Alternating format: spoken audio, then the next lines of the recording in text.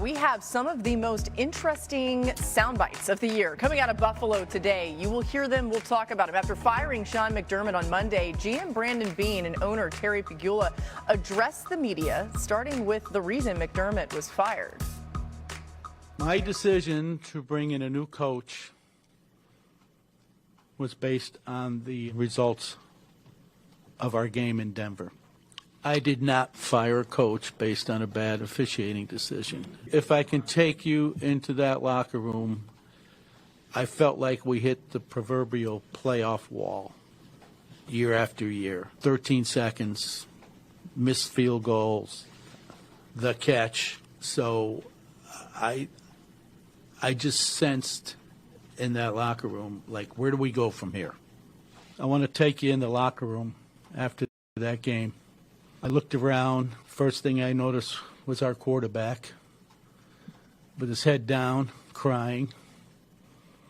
I looked at all the other players. I looked at their faces and our coaches.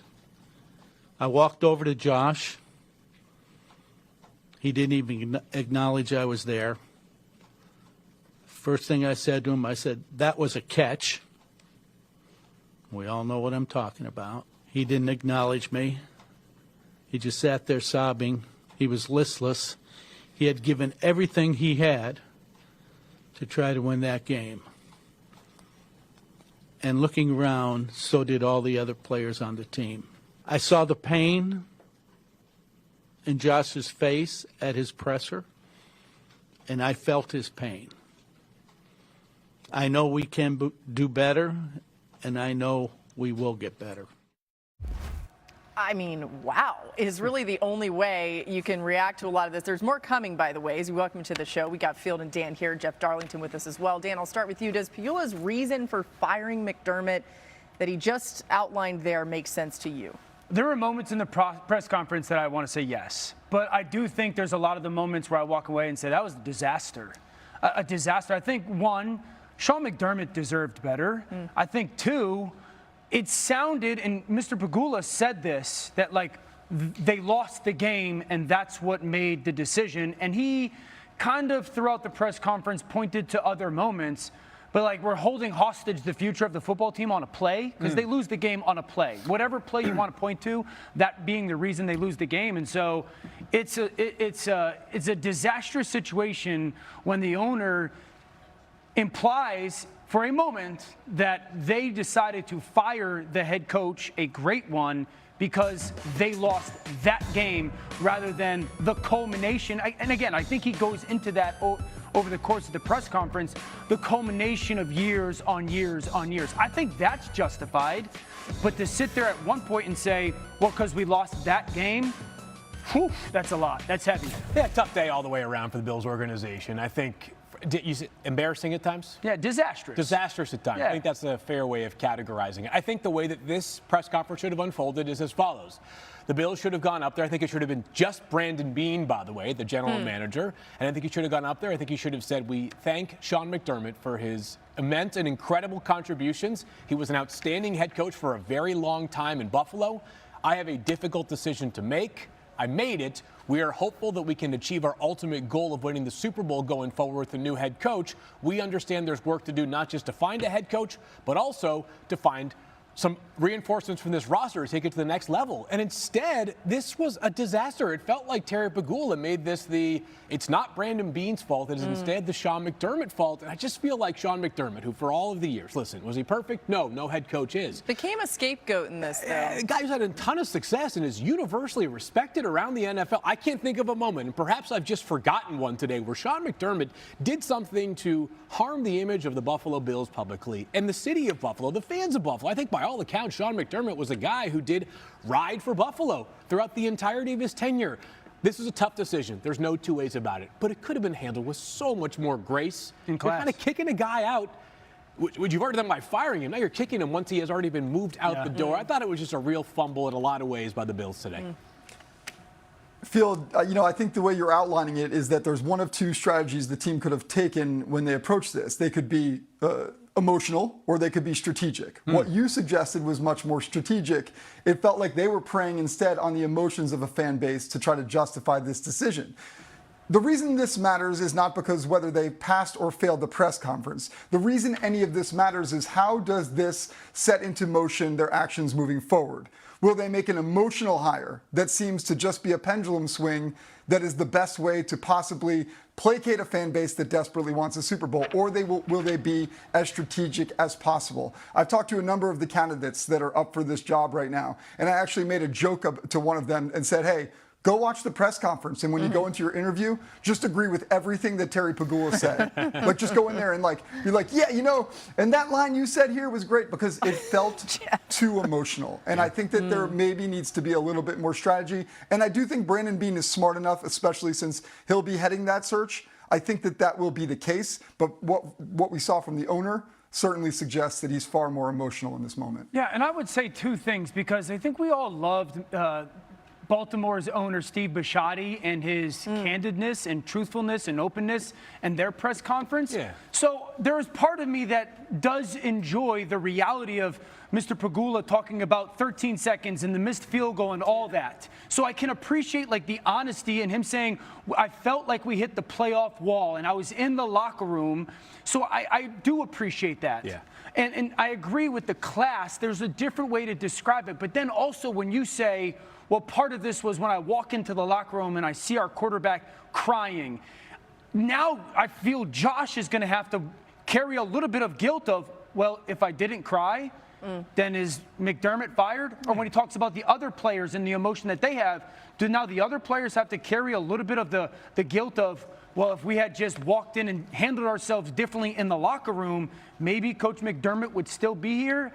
I just think, again, the messaging was a miss. Yeah, I mean, and listen, nobody faults those guys for the way that they responded to losing a heartbreaker of a game and knowing the chance that they had potentially to get to the Super Bowl in this particular group of teams. I mean, there's just so many things, right? The what ifs could go on, but this is where I think it got a little hairy. There's more. A reporter was in the middle of asking Brandon Beane about drafting Keon Coleman when Pegula jumped in. Listen to this. Yeah, can I interrupt? I'll address the Keon situation. The coaching staff pushed to draft Keon. I'm not saying Brandon wouldn't have drafted him, but he wasn't his next choice. That was Brandon being a team player and taking advice of his coaching staff, who felt strongly about the player. He's taken, for some reason, heat over it and not saying a word about it, but I'm here to tell you the true story. No, he was my pick. I made the pick. Terry's point was that we might have had it in a different order of personnel versus coaching, and I went that way. But ultimately, I'm not turning a pick for a player that I don't think we can succeed with. So don't misunderstand that.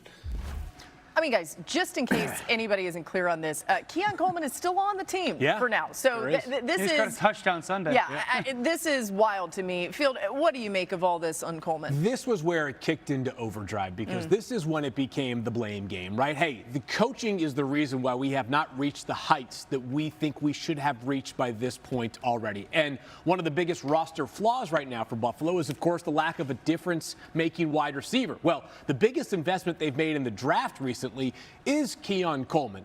And not only did Terry Pegula sort of once again kind of kick Sean McDermott and the entire coaching staff when they were already down, but he put his GM in a really bad spot there, right? It makes Brandon Beane all of a sudden, it sort of undercuts him a little bit. He's like, no, it was actually me. Yeah, and Brandon, I thought, did a nice save. And I thought that Brandon Beane today handled some difficult circumstances pretty well. I think Terry Pegula was probably the one that caused the most reaction emotionally from people today. It also puts a player still on your roster. And let's all be honest, is there a likely long-term future for Keon Coleman in Buffalo? Probably not. Right.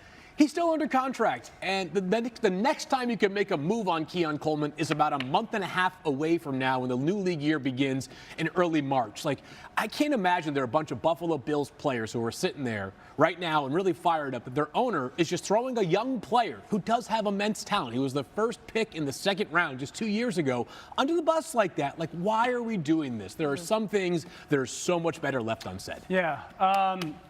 Again, another example, Sean McDermott deserved better. Joe Brady deserved better as well. He didn't just say Sean coaching McDermott, staff, it was right. Yeah. That was an offensive coaching staff. Joe Brady has been phenomenal for that organization over the past couple of years.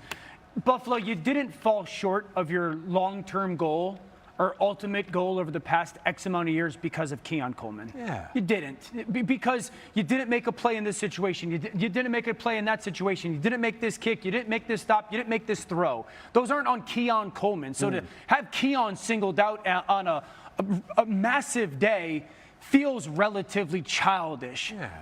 I also think there's just a reality that this is what it's like in an organization that expects to win a Super Bowl. We live in the world where there's 32 of them, and oftentimes we talk like all 32 can. They know they can't. Yeah. Buffalo has been for about half of a decade.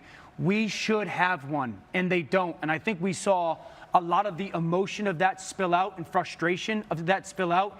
Keon is like the innocent bystander of today, and that's not fair to that young man. The other thing that stuck out to me there, too, if you really think about it, you mentioned they've got about a month until they could move him. Free agency comes your way in March, but aren't you diminishing Keon Coleman's value a little bit there? If you want to get something for him, don't act like you didn't want him. That's a weird strategy. All right, one more interesting bite here. This was Pegula on the criticism the organization has faced. Does anyone know what the numbers 523, 2226 represent?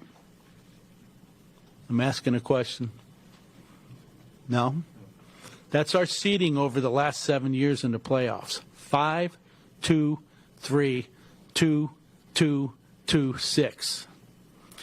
An organization doesn't carry that kind of record without being a great organization and without having great players. It's impossible to have that kind of results without having a good roster. Okay, so looking forward to the Bills coaching search, Adam Schefter reporting the Bills plan to interview Commanders Anthony Lynn, Jaguars Grant Udinski, Dolphins Anthony Weaver, Joe Brady, of course, he's on their staff, and Brian Dable for their head coach vacancy. They're also likely to interview candidates from teams playing this weekend, of course, so there's some good candidates in that pool. Jeff, you mentioned you've been talking to some of these guys. Where does the Bills head coaching search go from here? Well, first of all, a good list of names. One we've probably seen attached to other head coaching roles around here. One other name, Lou Anarumo, the Colts defensive coordinator, is going to get a look as well. Throw him into the mix. I think that you're looking at a group of generally leaders of men and then some offensive candidates. The question becomes how the team wants to approach this in terms of Josh Allen. Obviously, that is the question that we